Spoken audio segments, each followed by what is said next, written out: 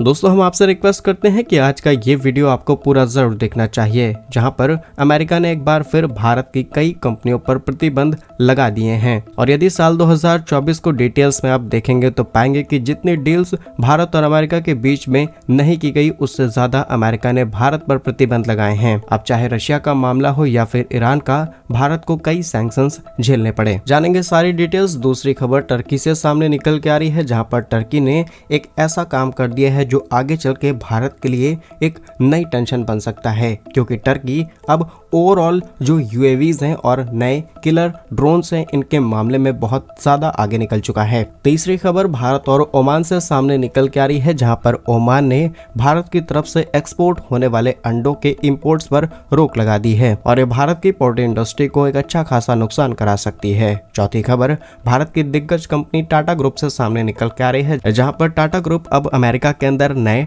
Micro reactors को setup करने वाली है, वो भी परमाणु माइक्रो रिएक्टर्स को। तो आज के इस वीडियो में सारे इंपॉर्टेंट अपडेट डिटेल्स में आपको बताते हैं। यदि आपको हमारी ये न्यूज सीरीज पसंद आ रही है तो आज के इस वीडियो को लाइक, चैनल को सब्सक्राइब जरूर कीजिए, क्योंकि आपकी मदद की हमें बहुत जरूरत है। तो पहले अमेरिका से आ रही अपडेट की बात की जाए। अमेरिका ने Bharat based company Atlantic navigation OPC private limited पर ईरान की पेट्रोलियम और पेट्रोकेमिकल के साथ व्यापार करने के आरोप में बीते गुरुवार को नए प्रतिबंध इस भारतीय कंपनी पर लगा दिए हैं। जानकारी के लिए आपको बता दें कि अमेरिका ने गुरुवार को ईरान की पेट्रोलियम और पेट्रोकेमिकल व्यापार में शामिल 4 अलग अलग कंपनियों पर प्रतिबंध लगाए हैं और इसमें एक भारतीय कंपनी भी शामिल है। ये जानकारी खुद अमेरिका के ट्रेजरी विभाग की तरफ से रिलीज की गई है और ये सभी कंपनियां मिलकर के कई अरब डॉलर का बिजनेस कर रही थी। साथ ही अमेरिका का कहना है कि आतंकवाद और वित्तीय खुफिया के मामले में कार्यवाही करते हुए हमने इन चीजों को पकड़ा है। इन कंपनियों ने पेट्रोलियम ले जाने के साथ साथ कई तरीके के हथियार भी ले जाने का काम किया है। जहां अमेरिका द्वारा लगाए गए प्रतिबंध का उद्देश्य यही है कि आने वाले समय में ये कंपनी अंतर्राष्ट्रीय स्तर पर किसी भी तरीके के बड़े बिजनेस ऑपरेट नहीं कर पाएगी। लेकिन अमेरिका की तरफ से भारत के सामने भी एक चेतावनी दी गई है कि अगर भारत इसी तरीके से करता रहा या फिर स्पेशली इंडियन कंपनीज को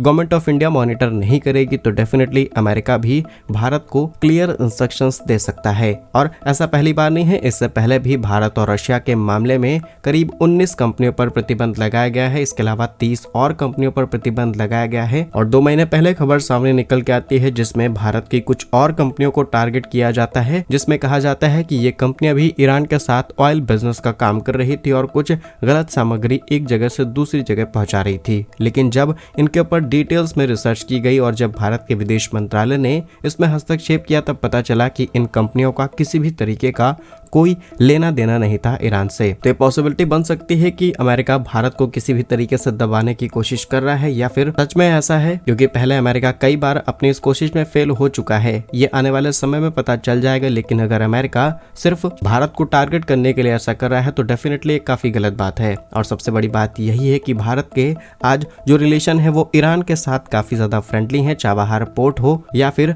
INS-STC कॉरिडोर, इन सभी प्रोजेक्ट में भारत ने अच्छी खासी इन्वेस्टमेंट के प्रपोजल्स रखे हैं। चाबहार में हमने बड़ी इन्वेस्टमेंट भी करके रखी है और जल्द ही इसी रूट के माध्यम से हम सेंट्रल एशिया, रशिया को इजीली कनेक्ट करने वाले हैं। तो डेफिनेटली इस अमेरिका को दिक्कत होगी और समय समय पर ऐसे सैंक्शंस अमेरिका भारत पर लगाता रहेगा। बाकी आपके हिसाब से अमेरिका की ये चाल हो सकती है या फिर नहीं, कमेंट्स अपनी राय जरूर बताइएगा। दूसरी इंपॉर्टेंट अपडेट तुर्की से सामने निकल के आ रही है, जहां पर यह देश ड्रोन्स और UAVs के मामले में अब इतना ज्यादा आगे निकल चुका है जो आगे चल के भारत के लिए एक बड़ा चैलेंज बन सकता है। और रिसेंटली तुर्की के राष्ट्रपति ने एक बड़ा बयान देते हुए कहा कि अब तुर्की दुनिया के 65% ड्रोन्स और 60% जो युद्धक ड्रोन्स हैं इनके मार्केट पर कब्जा कर चुका है। साथ ही ड्रोन्स बनाने वाली कंपनीज का कहना है कि आज के समय में तुर्की अमेरिका को भी पीछे छोड़ते हुए दुनिया का सबसे बड़ा ड्रोन सप्लायर बन चुका है। लेकिन तुर्की जिस कीमत पर आज सस्ते ड्रोन्स बना करके दुनिया के अलग अलग देशों को देना शुरू कर चुका है, ये भारत के लिए बड़ी दिक्कत बन सकता है। बिकॉज रिसेंटली हमने देखा है बांग्लादेश ने भारतीय बॉर्डर्स के पास TB2 ड्रोन्स को तैनात करने का काम किया। जब ये भारत के नेशनल सिक्योरिटी के लिए खतरा बना तो हमने भी कुछ कड़े एक्शंस लिए हैं। लेकिन इन ड्रोन्स की काफी बड़ी क्वांटिटी अब पाकिस्तान के हाथ में आने वाली है, क्योंकि तुर्की अब दुनिया के कई देशों को ये ड्रोन्स सप्लाई करने वाला है। जानकारी के लिए आपको बता दें कि इस तरीके के ड्रोन्स का इस्तेमाल खुद रूस ने यूक्रेन के खिलाफ किया और बड़ी सप्लाई यहाँ से की गई है। फिलहाल ये सप्लाई ईरान की तरफ से की गई थी। इसके अलावा अजरबैजान की बात की जाए, इसने आर्मेनिया के खिलाफ इन ड्रोन्स का इस्तेमाल किया और उन्हें जीत जीत हासिल हुई। अफ्रीका के अंदर कई ऐसे छोटे छोटे देश हैं जहां पर गृह युद्ध आसानी से इन ड्रोन्स के माध्यम से कराया जा चुका है। आंकड़ों की बात की जाए तो तुर्की का टोटल डिफेंस एक्सपोर्ट 5.5 अरब डॉलर है, जिसमें अकेले TB2 ड्रोन्स 1.8 अरब डॉलर के हैं और अब तक 34 देशों को ये TB2 ड्रोन्स एक्सपोर्ट किए जा चुके हैं। और जैसा कि शुरुआत में हमने आपको बताया कि ये भारत के लिए बड़ा खतरा इस तरीके से बन सकता है क्योंकि तुर्की ने इसमें पाकिस्तान, बांग्लादेश, मालदीव जैसे देशों को भी ये ड्रोन्स बेच करके काफी मोटा पैसा कमाया है और जल्द ही पाकिस्तान जैसे देश भी भारतीय सीमा के पास इन्हें तैनात करने की कोशिश जरूर करेंगे। नेक्स्ट इंपॉर्टेंट अपडेट की बात की जाए तो ये मिडिल ईस्ट यानी ओमान से सामने निकल के आ रही है, जहां पर इस देश ने अब भारत की तरफ से एक्सपोर्ट होने वाले अंडे, जिसकी काफी बड़ी क्वांटिटी ओमान के अंदर एक्सपोर्ट की जा रही थी, इनके इंपोर्ट्स पर रोक लगा दी है। रिपोर्ट्स के मुताबिक बीते मंगलवार को एक खबर सामने निकल के आई जहां पर भारतीय टेबल अंडों के लिए कुछ नए इंपोर्ट परमिट्स जारी करने को लेकर के ओमान ने सारे रिस्ट्रिक्शंस लागू कर दिए हैं, जिसमें मोस्टली एक्सपोर्ट तमिलनाडु की नमक्कल की पोल्ट्री इंडस्ट्री से किया जा रहा था और अब इस इंडस्ट्री को काफी बड़ा झटका लगने वाला है। और ऐसा पहली बार नहीं है, इससे पहले भी कतर ने भारतीय अंडों के एक्सपोर्ट को लेकर के भी कई नए प्रतिबंध लगाए थे और कई नए रूल्स एंड रेगुलेशंस लागू कर दिए थे। फिलहाल के लिए भारत के ऑफिशियल्स की तरफ से इस चीज को लेकर के ओमान और कतर के साथ बातचीत शुरू हो चुकी है कि जल्द ही वो इन अंडों के एक्सपोर्ट और रीस्टार्ट शुरू करें अपने देश के अंदर, सो दैट सप्लाई चेन को इजीली मैनेज कर पाए। अदरवाइज हमें किसी नए अल्टरनेट रूट को तलाशना होगा और इसमें काफी ज्यादा समय लग सकता है। फिलहाल के लिए इन दोनों ही देशों में जो भारतीय राजदूत हैं इनके साथ बातचीत चल रही है और इस एक्सपोर्ट के रुकने से भारत को करीब 15 करोड़ रुपए का नुकसान होने वाला है। वही कुछ इंपॉर्टेंट फैक्ट्स की बात की जाए तो ये बात आपको हैरान कर सकती है क्योंकि साल 2023 में इंडिया दुनिया का तीसरा देश बन चुका है लार्जेस्ट प्रोडक्शन ऑफ एग्स का।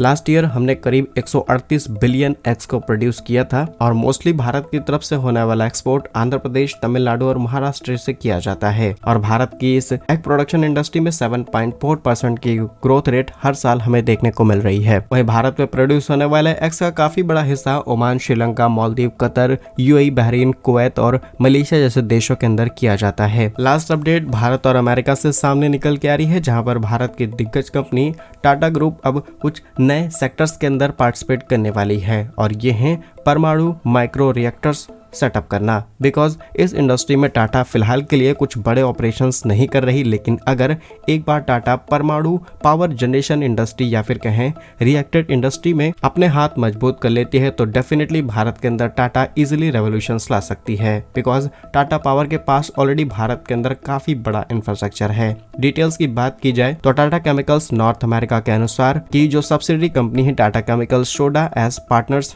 बातचीत शुरू हो चुकी है अमेरिका में ऑफिशियल्स के साथ 8 नए परमाणु माइक्रो रिएक्टर्स को एस्टैब्लिश करने के लिए। इसमें BWUXT एडवांस टेक्नोलॉजी LLC के साथ कुछ एग्रीमेंट्स और कॉन्ट्रैक्ट भी साइन किए गए हैं, लेकिन अभी फाइनल ये नहीं हुआ है कि टाटा ही इन नए माइक्रो रिएक्टर्स को सेटअप करने वाली है। जल्द ही ये बात भी सामने आ जाएगी कि टाटा यहाँ पर कितना बड़ा कंट्रीब्यूशन देने वाली है। और ऐसा भी नहीं है कि टाटा इस प्रोजेक्ट से पूरी तरीके से बाहर होने वाली है, कुछ परसेंट कॉन्ट्रैक्ट टाटा के हाथ में आ चुका है, लेकिन टाटा मोस्ट क्रिटिकल टेक्नोलॉजीज को डेवलप करने का कॉन्ट्रैक्ट अपने हाथ में लेना चाहती है सो दैट ये अपने इस बिजनेस को ग्लोबली एक्सपेंड कर पाए, लाइक टाटा स्टील। क्या कुछ कहना है आपका इन सभी खबरों पर कमेंट्स में जरूर बताइए। भारत कैसे ही वीडियोस पाने के लिए वीडियो को लाइक, चैनल को सब्सक्राइब जरूर कीजिए। वंदे मातरम, भारत माता की जय।